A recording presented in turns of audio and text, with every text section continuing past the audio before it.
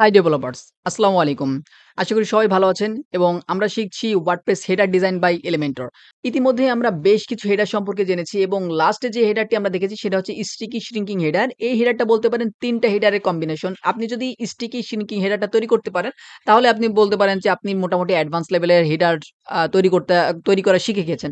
আজকে জাস্ট আমরা হেডারের উপর একটু কাস্টমাইজ করব। আমরা যদি স্প্লিট হেডারটা আপনার যদি মনে থেকে থাকে তাহলে আমরা স্প্লিট হেডারটা যেভাবে তৈরি করেছিলাম সেম স্প্লিট হেডার একটা তৈরি করব এবং স্প্লিট হেডারের উপরে আমরা just header with top bar দিব। সো হেডার উইথ টপ বারটা কি কাজে লাগে বা আসলে কিভাবে আপনারা দিবেন সেই জিনিসটা আমরা আজকে দেখব। তো চলুন শুরু করা যাক। ওয়েলকাম ব্যাক ভিউয়ার্স, আমরা সরাসরি চলে আসছি ওয়ার্ডপ্রেস এর ড্যাশবোর্ডে এবং ওয়ার্ডপ্রেস এর ড্যাশবোর্ড থেকে আমরা সরাসরি ওয়েবসাইটটাকে ওপেন করছি এবং ওয়েবসাইটটাকে ওপেন করলে আমরা দেখতে পারবো যে আমরা এখানে একটা শ্রিঙ্কিং হেডার তৈরি করেছিলাম, transparent shrinking header with sticky. So sticky, transparent, shrinking header মানে ৩ টা হেডারের আমরা কম্বিনেশন করেছিলাম। তো এখানে আমরা আজকে যেটা করব, এখানে সরাসরি আমরা এই হেডারটাকে অফ করে দিব এবং আমরা একটা স্প্লিট হেডার এখানে তৈরি করব এবং স্প্লিট হেডারটাকে আমরা এখানে একটা আমরা টপ বার দিয়ে দেব। সো এটার জন্য আমরা আমাদের যেহেতু হেডার তৈরি করা আছে এই কারণে একটু সময়টা বেঁচে যাবে। আমি সেভ টেমপ্লেটস এ যাচ্ছি এবং আমরা অল এ ক্লিক করছি। যেহেতু আমরা স্টিকি শ্রিঙ্কিং হেডারটাকে রাখবো না, সেক্ষেত্রে আমরা কুইক এডিটে ক্লিক করে আমরা এটাকে ড্রাফটে নিয়ে যাচ্ছি এবং এটাকে আপডেট করে দিচ্ছি। এখন আমরা যেটা করতে পারি সেটা হচ্ছে আমরা যেহেতু এখন স্প্লিট হেড থেকে রাখবো, স্প্লিট হেডারটাকে আমি আ পাবলিশ করব। তো আমি কুইক এডিটে ক্লিক করে আমি ড্রাফট থেকে আমি এটাকে পাবলিশ করে দিচ্ছি। তাহলে আমাদের এখন স্প্লিট হেডার থেকে পাবলিশ হয়ে গেল। আমরা যদি এখানে এসে রিলোড করি তাহলে আমরা এখানে আমাদের স্প্লিট হেডারটা দেখতে পারবো। দেখতে পাচ্ছেন আমাদের স্প্লিট হেডারটা চলে আসছে। এখন আমরা এই হেডের উপর একটা টপ বার থাকবে। ঠিক আছে? এই টপ বারে দেখা যায় যে অনেক সময় আপনি চাইলে এই ধরনের আইকনগুলো আপনি টপ বারে দিতে পারেন। অথবা আপনার যে কনট্যাক্ট ডিটেইলস হতে পারে আ বা হচ্ছে বিভিন্ন ধরনের ইনফরমেশন বা বিভিন্ন ধরনের লিঙ্ক গুলা আপনি চাইলে সরাসরি টপ বারে আপনার দিয়ে দিতে পারেন। তো আপনারা ইতিমধ্যে জানেন যে আমাদের একটি ওয়েবসাইট রয়েছে আ নেক্সট ডিজিটাল বিডি এবং এই ওয়েবসাইটটাতে আমরা মেইনলি আপনাদের বিভিন্ন থিম এবং প্লাগইন গুলা সেল করে থাকি। তো ওয়েবসাইটটার সাথেও পরিচয় করে দিলাম এবং এখানে আপনারা দেখতে পাচ্ছেন এই যে উপরে আমাদের যে হেডারটা রয়েছে, হেডারটা কিন্তু এইটা। এই যে হেডারটা এবং এটা হচ্ছে গিয়ে মেইনলি সেন্টার হেডার এবং উইথ হচ্ছে আপনার শ্রিঙ্ক। এটা মেইনলি হচ্ছে সেন্টার হেডার। দেখতে পাচ্ছেন লোগোটা সেন্টার রয়েছে এবং অন্যান্য সাইডে আপনার সার্চ বাটন এবং হচ্ছে গিয়ে এখানে লগইন রেজিস্টার বাটন রয়েছে। তো এটার উপরের যে বারটা দেখতে পাচ্ছেন ব্লাক, এটা হচ্ছে মেইনলি আমাদের টপ বার।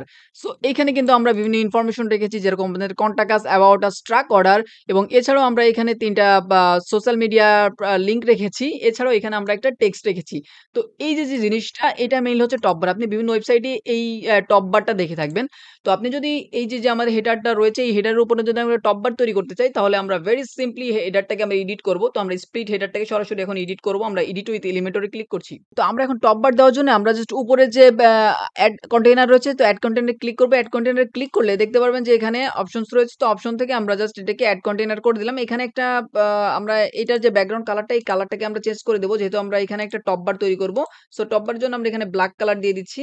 দিতে পারেন আপনার ইচ্ছামত আপনি যেকোনো একটা কালার দিতে পারেন। আমি ব্লাক কালারই দিয়ে দিলাম।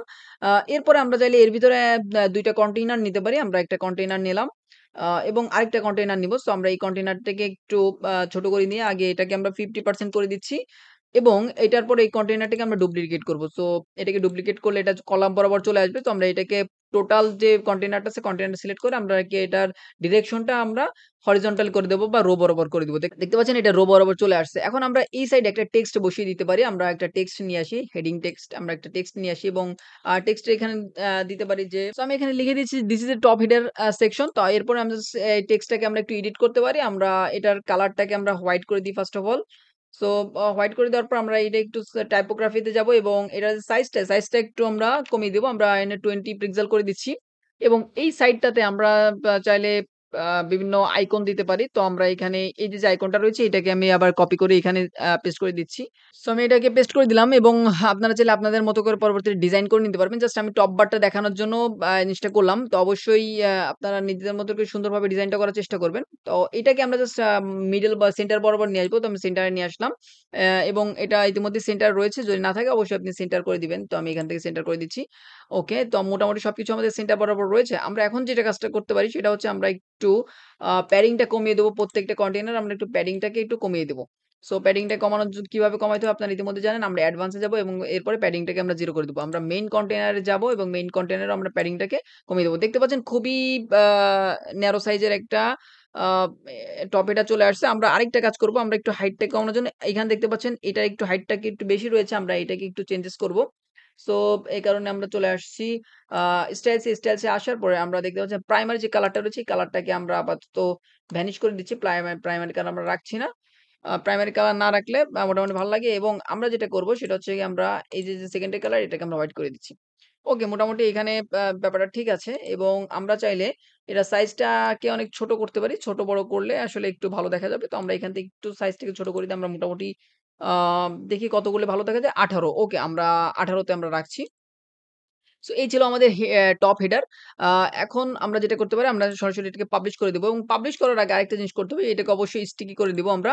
আ এটাকে স্টিকি করার জন্য আমরা চলে আসবো অ্যাডভান্স এ এবং অ্যাডভান্স থেকে চলে আসবো মোশন ইফেক্টস এ এবং দেখতে পাচ্ছেন এটাকে স্টিকি করাই রয়েছে। তো আপনারা যারা স্টিকি যদি না করা থাকে তাহলে এটাকে আমরা টপ স্টিকি করে দিবেন। এরপরে এটাকে জাস্ট সেভ চেঞ্জেস করবেন এবং এড কন্ডিশন এ এন্টায়ার সাইড দিয়ে দিতে পারেন। এন্টায়ার সাইড দিয়ে দেওয়ার পরে এটাকে জাস্ট সেভ চেঞ্জেস করে দিবেন। সেভ চেঞ্জেস করে দেওয়ার পরে আমরা জাস্ট যদি এখন এসে ওয়েবসাইটটাকে রিলোড করি তাহলে দেখতে পারবো যে আমাদের যে হেডারটার উপরে একটা টপ সেকশন চলে আসছে এবং এটাকে আমরা যখন আমরা স্ক্রল করব তখন এই টপ বারটা হাইড হয়ে যাবে এবং এই যে আমাদের হেডারটা রয়েছে, মেইন হেডারটা রয়েছে সেই মেইন হেডারটা এখানে আটকে যাবে। সো আমরা যে স্ক্রল করে দেখতে পাচ্ছেন টপ বার কিন্তু হাইড হয়ে গেল।